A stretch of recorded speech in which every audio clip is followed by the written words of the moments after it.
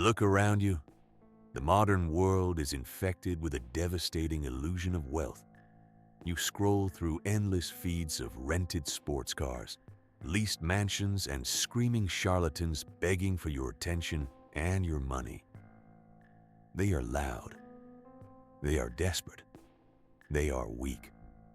They trade their dignity for the cheap currency of your applause. But true power does not scream. True power is an invisible monopoly. It operates in the shadows, entirely detached from the desperate need to be seen. To understand this ultimate leverage, you must understand the philosophy of the true elite. Welcome to the Stoic Billionaire.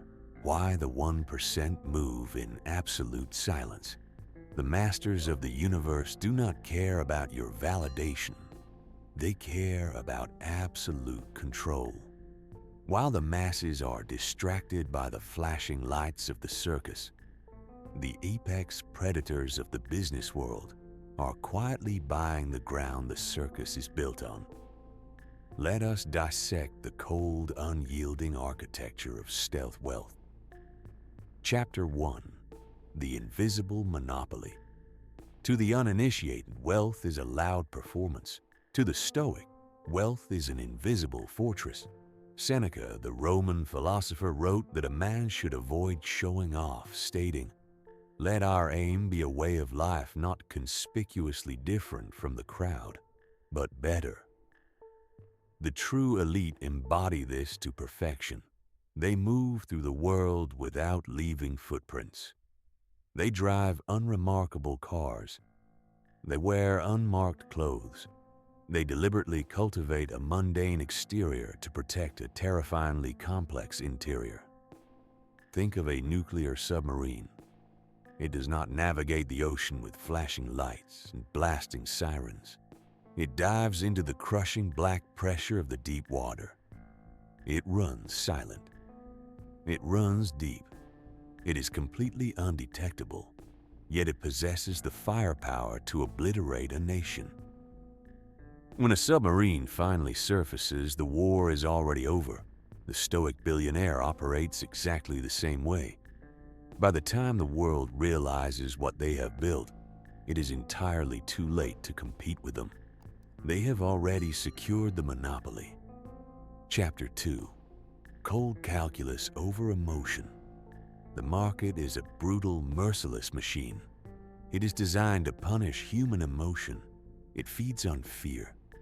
It slaughters the greedy. It bankrupts the egotistical. The Stoic businessman understands this fundamental truth. He strips away all emotional attachment to his capital and treats the global market as a cold, bloodless game of chess, devoid of sentiment. Epictetus taught that we must meticulously separate what is in our control from what is not. You do not control the Federal Reserve. You do not control inflation. You do not control the sudden panic of a market crash. To obsess over these uncontrollable variables is the hallmark of an amateur. The Stoic Billionaire focuses strictly on execution. He cares only for the metrics, the systems, and the cold, hard data. While the emotional investor panics during a downturn, selling off assets or a fit of terror, the Stoic remains completely unbothered. He detaches from the noise.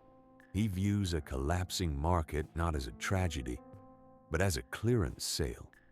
His decisions are rooted in cold calculus, immune to the hysteria of the crowd. Chapter 3.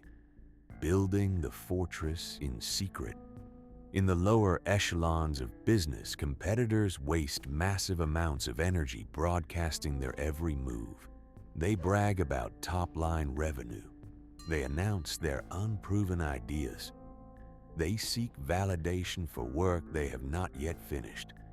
The 1% operate on the principle of asymmetrical leverage. They understand that to reveal your strategy is to surrender your advantage. The Stoic Billionaire spends years building deeply complex systems, acquiring critical data, infrastructure, and quietly compounding assets in total secrecy. Imagine a master spider weaving a massive, highly intricate web in the dark, forgotten corner of a room. It makes no sound. It draws no attention to itself. It patiently constructs an inescapable architecture. By the time the prey finally sees the silk, it is already entangled. The trap was set long before the victim even entered the room. Build your infrastructure in the dark. Let your competitors exhaust themselves fighting over crumbs in the daylight, while you quietly acquire the bakery under the cover of night. Chapter 4. The Weapon of Information Asymmetry. In the high-stakes rooms where true power is traded, silence is not merely an absence of noise. Silence is an aggressive, weaponized tactic. The amateur speaks to fill the uncomfortable void, driven by a fragile ego and a desperate need to sound intelligent. The master remains silent, forcing the void to consume the amateur. The one who speaks less controls the entire room. When you hold your tongue, you force the opposition to nervously over-explain, to bargain against themselves, and to reveal the cards they desperately wanted to hide. The Stoic elite guard their intentions like classified military secrets. Information asymmetry is the foundation of all predatory business moves. You must know something the rest of the market does not. If you are constantly talking, you are constantly leaking valuable intelligence. You become predictable. And in the arena of global commerce, to be predictable is to be dead. Keep your mouth shut. Gather intelligence. Strike only when the mathematical certainty of victory is absolute. Chapter 5. Absolute ownership. The Stoics called it amor fati, the love of one's fate. In business, this translates to the ultimate psychological framework, absolute ownership. The masses view a crisis as a disaster. They complain about the economy. They blame politicians. They adopt the pathetic, passive mentality of a victim, waiting for the government to save them. The Stoic billionaire doesn't complain about the weather. He simply builds a better ship. They view chaos, inflation, and even colossal failures as raw, unfiltered material for expansion. When a supply chain breaks, they do not whine. They buy the logistics company. When a competitor launches a smear campaign, they do not get offended. They leverage the free publicity. They absorb the heavy blows of reality and transmute them into power. They master the chaos because they understand that fortune favors the cold, rational mind that refuses to break. The circus will continue to play. The weak will continue to scream for attention, drowning in their own noise, mistaking fame for power and rented luxury for wealth. You must choose a completely different path. Kill your desperate need for applause. Eradicate your desire to be understood by people who do not matter.